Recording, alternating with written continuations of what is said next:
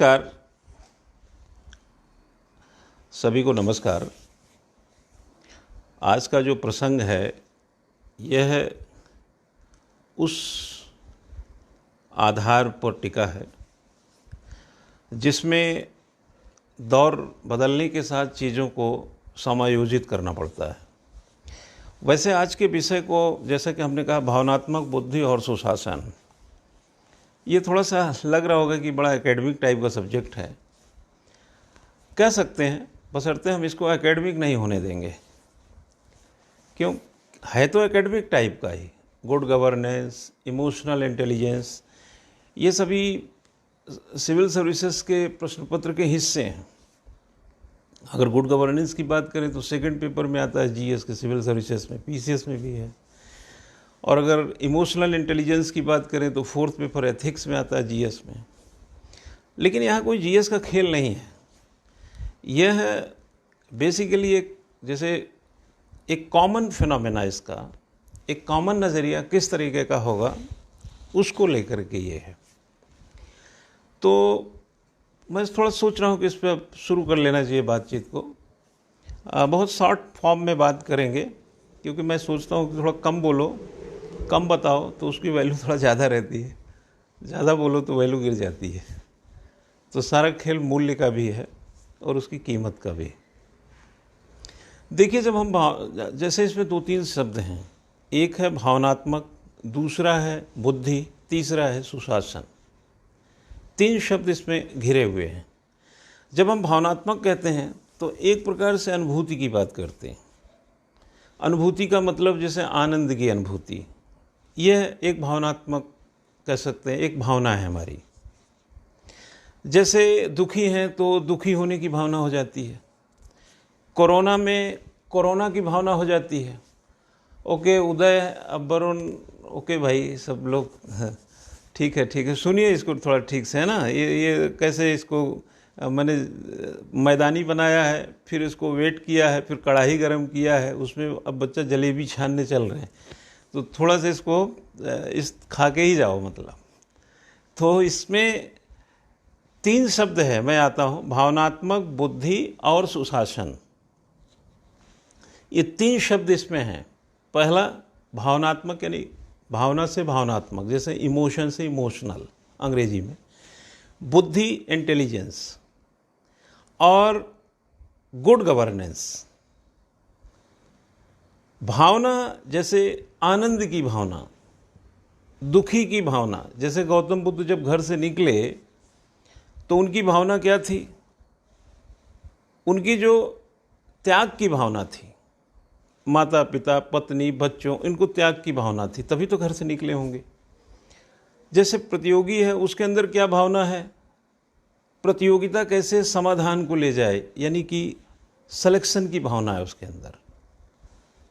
हर व्यक्ति की अपने अपने जीवन में, अपने अपने परिप्रेक्ष्य में, अपने अपने दृष्टिकोण में, अपने अपने दीर्घा में, अपने अपने आवरण में, अपने अपने कह सकते हैं कि जीवटता के भीतर आनंद का, दुख का, कम दुख का, ज़्यादा आनंद का, या ईर्ष्या का, धोखा का, क्रोध का, काम का, हर तरीके की अनुभूति भिन्न भिन्न है। यही संत महात्मा में चले जाएंगे, कुछ ज़्यादा मिलेगा, किसी में कम मिलेगा। चोरी करने की भी एक भावना हो सकती है। भावना एक ऐसी अनुभूति है जो वह व्यक्ति अपने अनुपात में ही प्राप्त करता है। यानी आपकी भावनाएं और मेरी भावनाओं में एक ही चीज़ को लेकर दो लुप्त हो सकते हैं। एक ही भोजन का दो भावना हो सकता है, एक ही चाय का दो भावना हो सकता है, एक ही विचार पर दो भावना हो सकती है। तो भावना एक प्रकार से अनुभूति की स्थिति है जो संबंधों के बारे में, अगर थोड़ा सा इसको एकेडमिक बोलूं तो जो संबंधों के बारे में सूचनाएं संचारित करती है। संबंधों के बारे में सूचनाएं संचारित करती। संबंध का मतलब यहाँ रिलेशन से, जैसे कहा जाए अरस्तु का विचार, प्लेटो का विचार, तो उस विचार से जो हम संचारित हमें होता है। जैसे किसी ने कहा कि सही सत्य जिया जाता है, सत्य सिखाया नहीं जाता। अब इसका हमने क्या संचारित किया अपने अंदर, किस तरीके की सूचना, इस सूचना से क्या संचारित हुआ। जैसे लोग कहते हैं मेरा मतलब ये था, इसका मतलब आपने उसका मतलब समझा नहीं था, ठीक है ना। तो भावना जो है, अब असल में ये बड़ा अमूर्त विषय है, इसको अब हनुमान जी की तरफ चीर फाड़ करके दिखा नहीं सकते हैं, ठीक है ना। अब आता है कि जो दूसरा पक्ष है, थोड़ा सा भावना आप समझ गए होंगे, आनंद का, दुख का, ईर्ष्या का, द्वेष का, इसका उसका, सफलता का, असफलता का, विचारक का, प्रोफेसर का, कलेक्टर का, किसी भी भावना से आप प्रभावित हो सकते हैं। ये भावना है।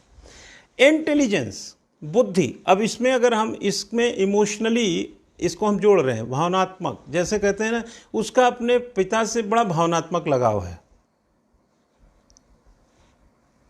पिताजी के हर सूचना को वो बहुत ज़्यादा संचारित करता अपने अंदर। अपनी माँ से बड़ा लगाव है, माँ की हर आदेश निर्देश को बहुत संचारित करता अपने अंदर। माँ अगर बारिश में कहते कि बेटा जाके आलू ले आओ, तो वो बिना छाता के भी चला जाता है, क्योंकि उसको इसी में आनंद आता है। जिसकी सूचना से आप जितना संचारित होते हैं भावनात्मक, उससे उतना जुड़ते हैं। मैं समझता हूं कि एक छोटा सा क्लियरिटी आ गया होगा। अब आती है बुद्धि। भावना हो गई, भावनात्मक समझ गए आप। बुद्धि, बुद्धि क्या है? सब लोग कहते हैं माइंड खराब है यार, आजकल बहुत दिमाग खराब है, कोरोना में ये बंद है, वो बंद है, आमदनी बंद है, कोचिंग बंद है, ये नहीं चल रहा है, वो नहीं चल रहा है, बच्चे का, मतलब जो भी समझिए, ये सारी चीज़ें चल रही हैं, तो बुद्धि खराब हो गई। बुद्धि क्यों खराब है? बुद्धि तब खराब होती है जब नई परिस्थितियों में समायोजन की योग्यता का क्षय होता है। नई परिस्थितियों में, गौर से ध्यान रखिए, बड़ी व्यवहारिक बातें तो कोई भी सुन सकता है, ये तो कोई ऐसा तो है नहीं कि ये बीए में पास करके ही सुना जाएगा। अरे यार, ये तो सिंपल सी बात है। बुद्धि जो है, नई परिस्थिति में समायोजन की योग्यता ही बुद्धि है। एक लाइन आधी लाइन की परिभाषा समझ लीजिए। नई परिस्थितियों में समायोजन की योग्यता ही बुद्धि है। अब भावनात्मक बुद्धि, जैसे माँ ने कहा कि बेटा जरा आलू ले आना, आलू नहीं है, और आपने देखा जोर का बारिश हो रहा है, लेकिन टाइम भी माँ ने कहा है तो जाना चाहिए। माँ से भावनात्मक संवाद है, संबंध है संचारित, उसका आदेश इतना संचारित किया कि रुक नहीं सकते। अब बारिश में समायोजन ही बुद्धि है। छाता ले लो, कार ले लो, हाफ पैंट पहन लो, चप्पल हाथ में ले, जो भी जैसा भी करो, अगर आलू ला लिए तो यहाँ पर भावनात्मक बुद्धि जो एडजस्टमेंट, अगर नहीं भी गए तो समायोजन उस ढंग से किया होगा। लेकिन नई परिस्थितियों के साथ, नई परिस्थितियों के साथ समायोजन की योग्यता ही बुद्धि है। जब तो परिस्थितियां बारिश की हैं, परिस्थितियां बाढ़ की हैं। जैसे अभी नीट और जेईई की परीक्षा को लेकर के चल रहा है। मैं अभी एक डिबेट में जस्ट था 6 से 6:30 बजे के बीच में। अब बच्चे इस परीक्षा में क्या समायोजन कर पा रहे हैं? परिस्थिति नई है, कहाँ रहेंगे, 200 किलोमीटर सेंटर है, खाना कैसे होगा, कोरोना ना हो जाए, सेंटर पर कोई दिक्कत ना हो, तमाम तरीके की बातें। तो उपजी हुई नई परिस्थितियों में अगर हमारा समायोजन नहीं हो पा रहा है तो बुद्धि हमारी, वहाँ भी बुद्धि है, लेकिन समायोजन की योग्यता ही बुद्धि है। संयुक्त परिवार में कई लोग समायोजित नहीं कर पाते तो कहते हैं इसका दिमाग खराब है। नई नई बहू आती ना घर में, तो कभी कभी ऐसा चलने लगता है, देवरानी जेठानी और तमाम घर में, तो लोग कहते हैं कि अरे इसका दिमाग खराब है, जब से आई है ना घर में ऐसे इसे हो रहा है, ऐसे लोग बोल देते हैं, घरेलू गांव में सुने होंगे। इसका मतलब है उसकी जो नई परिस्थिति है उसमें समायोजन की योग्यता का अभाव है, तो हमको उस अभाव में उसकी बुद्धि खराब लगती है। और अगर एडजस्ट कर ले तो बुद्धिमान है। तो भावना आप समझ गए और बुद्धि समझ गए, तो ये होती है भावनात्मक बुद्धि। आप सिविल सर्विसेज के सिलेबस को एडजस्ट कर लें तो आप इमोशनल इंटेलिजेंस हैं। ठीक, अब इसको हम गुड गवर्नेंस से जोड़ना है। समझ लीजिएगा बात को। कोरोना के इस काल में 25 मार्च से लेकर अब तक, या जब से कोरोना है यार, जब से आप ऐसे चल रहे हैं, आपके सामने एक नई परिस्थिति आई। नई परिस्थिति क्या आई? लॉकडाउन है। नई परिस्थिति क्या है? सिनेमा हॉल बंद है। पर नई परिस्थिति क्या है? बीच में नहीं जाना लोगों के, बाजार भी बच के ऐसी सारी परिस्थितियों से आप घेर दिए गए। अब इन घिरी हुई परिस्थितियों में आपका समायोजन की योग्यता ही बुद्धि है। अगर आप सोशल डिस्टेंसिंग के साथ एडजस्ट कर लिए तो आप इंटेलिजेंट हैं, मतलब बुद्धि है आपके पास, वही है ना। अगर आप जैसे मैं कोई भी चीज को टाइम के साथ एडजस्ट करता जा रहा हूं तो बुद्धिमान हूं, यही तो होता है बुद्धिमान। अब आता good governance. Good governance government का काम है। हमने 5 महीने 6 महीने में कोरोना से जो नई परिस्थिति आई उसमें अपनी एडजस्टमेंट करके अपनी योग्यता का परिचय दे दिया। हमने सरकार ने कहा घर से मत निकलना, नहीं निकले। सरकार के संचार को हमने अपने अंदर संचारित कर लिया। हम सरकार के प्रति, उसके गाइडलाइन के प्रति भावनात्मक हो गए, कोरोना के प्रति भावनात्मक हो गए, और बदली हुई परिस्थिति में हमने अपनी योग्यता भी दिखाई क्योंकि एडजस्ट कर लिया। लेकिन गवर्नेंस, गुड गवर्नेंस किसका काम है? गुड गवर्नेंस मोदी जी का काम है। अब इस एडजस्टमेंट में गुड गवर्नेंस 1990 में वर्ल्ड बैंक ने जो गुड गवर्नेंस की डिफिनीशन दी, ठीक, हमने उसको अपनाया। हमारे यहां उदारीकरण के बाद गुड गवर्नेंस आ गया। सबसे पहला दुनिया का देश इंग्लैंड है जिसने गुड गवर्नेंस को अपनाया। उसमें 3 बातें हैं: सोशल, इकोनॉमिक एंड जुडिशरी, यानी कि न्यायिक, सामाजिक, आर्थिक और न्यायिक, न्याय हो। एक प्रकार से हमारे साथ social economic justice, that is a good governance. Social economic justice एक छोटा शब्द नहीं है, ये एलोबरेट करेंगे तो बुक भर जाती है। वो सरकार जो पब्लिक वेलफेयर हो, लोक कल्याण, जैसा कि नीति निर्देशक तत्व में आप पढ़ते हैं, आर्थिक लोकतंत्र, लोक कल्याणकारी सरकारें, जन केंद्रित, पब्लिक सेंट्री हो, लोक केंद्रित, पब्लिक केंद्रित या पब्लिक सेंट्रिक, सेंसिबल, संवेदनशील, जो लोक कल्याणकारी हो, लोक केंद्रित हो, संवेदनशील हो, और जो करती हो दिखता हो, पारदर्शी हो, ये गुड गवर्नेंस है। अब हम लोगों ने लॉकडाउन का पालन किया, दिखा लोगों को, सड़क पे तो भीड़ नहीं दिखी। सरकार के भावनाओं का ध्यान रखा। कोरोना से पिछले 5-6 महीनों के दरमियान एडजस्टमेंट करके आपने अपनी इंटेलिजेंसी का भी सबूत दे दिया।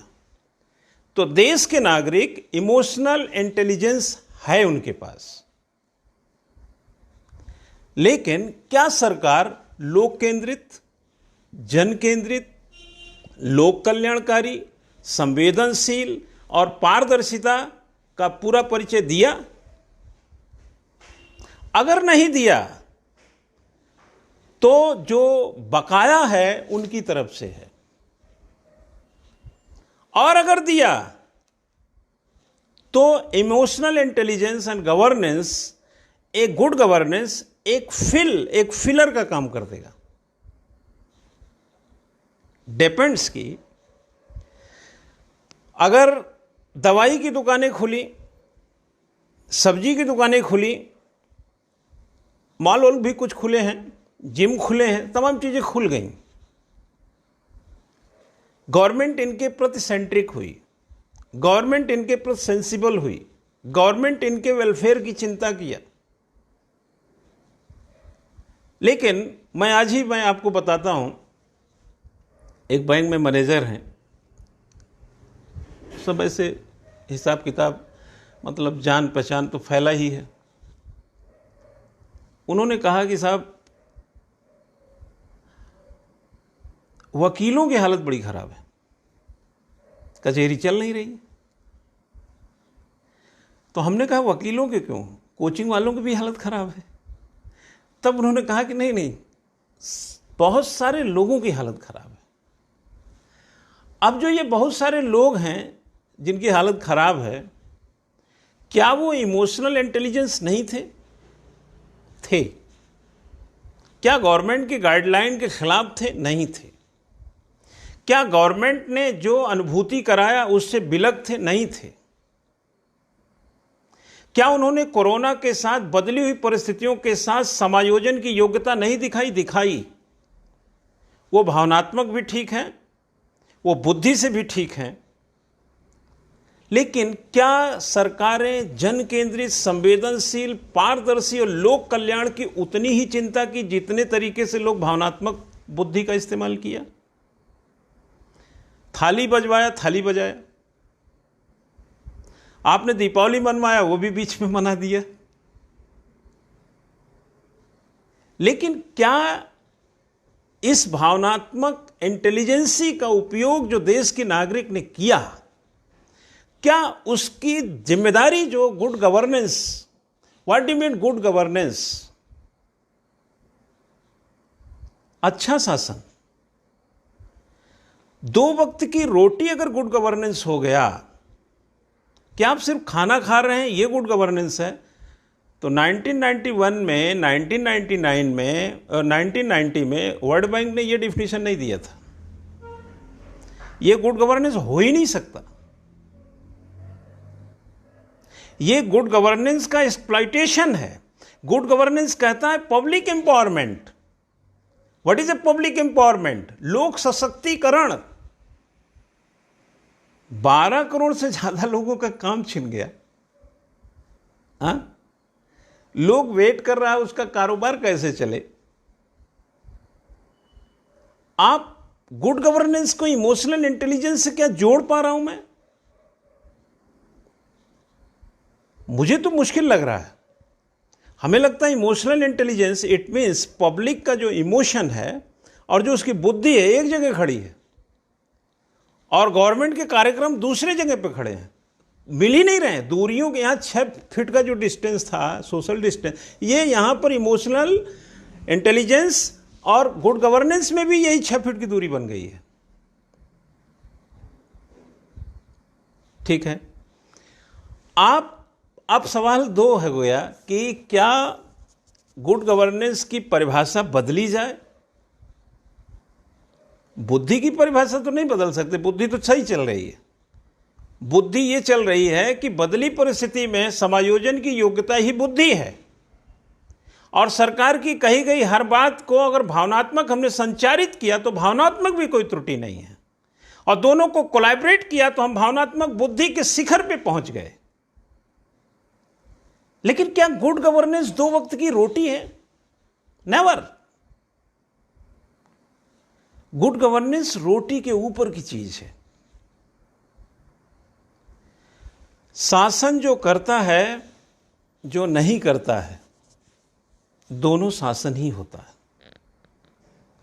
आपके यहां बिजली में कटौती हो तब भी गवर्नेंस है, बिजली 24 घंटे आए तो भी गवर्नेंस है।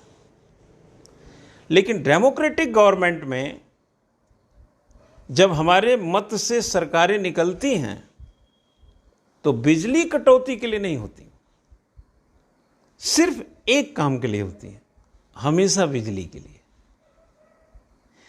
क्योंकि जब आप मत अपने लोगों को देते हैं, अपने लोग के बीच को जिताते हैं, आगे बढ़ाते हैं, तो इस उम्मीद में कि हमारे इमोशन का ये एक्सप्लॉइटेशन नहीं करेगा।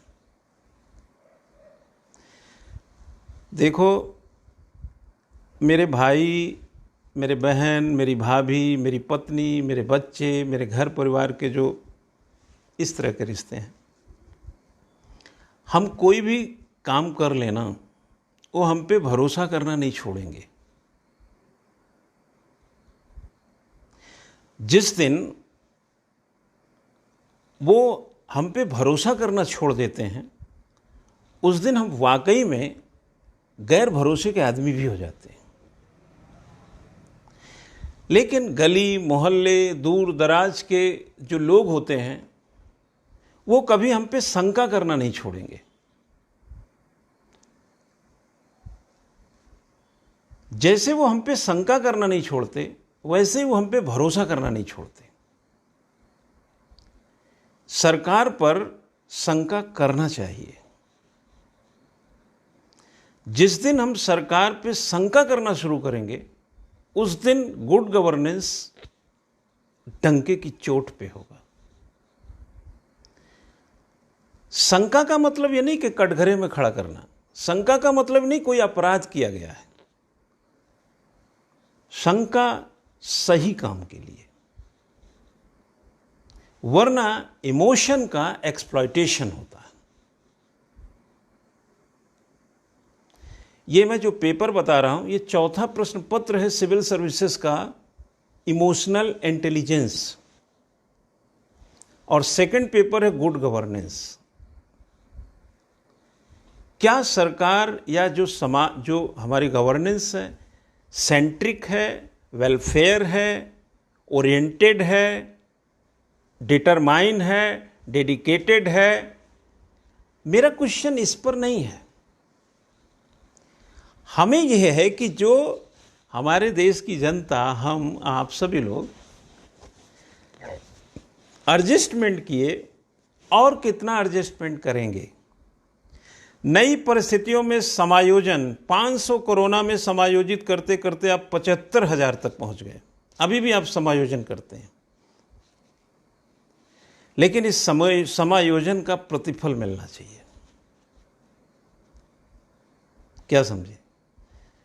एल्टन मेयो ने शिकागो में जब हाथोन प्लांट में रिसर्च किया तो उसमें क्या निष्कर्ष निकला 25,000 कर्मचारियों में, कि एक संतुष्ट श्रमिक अच्छा उत्पादक होता है।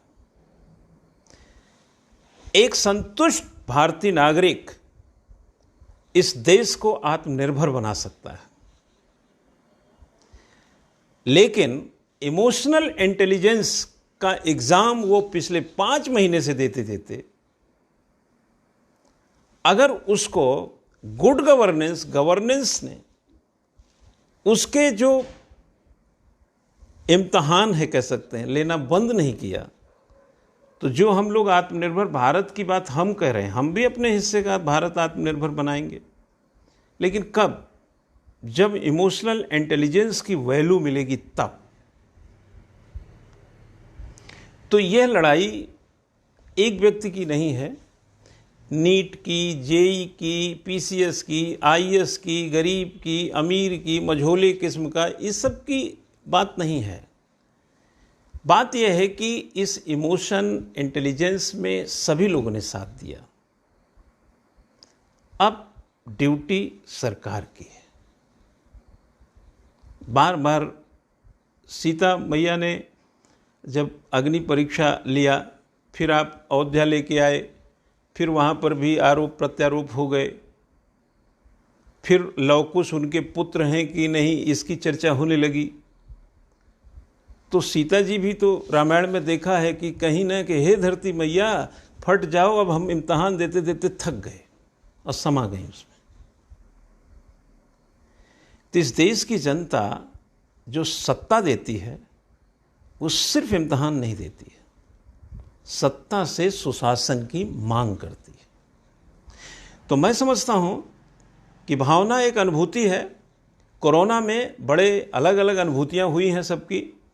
मैं थोड़ा सा अपने को पढ़ा लिखा, होशियार, समझदार, कुछ समझने की गलती भी कर लेता हूँ। उसी के मद्देनज़र एक सॉफ्ट कॉर्नर ये था कि गुड गवर्नेंस और इमोशन इंटेलिजेंस जो हमारे देश के नागरिकों ने, सभी वर्गों ने साथ दिया, उसमें अब बारी गवर्नेंस की है, गुड गवर्नेंस की।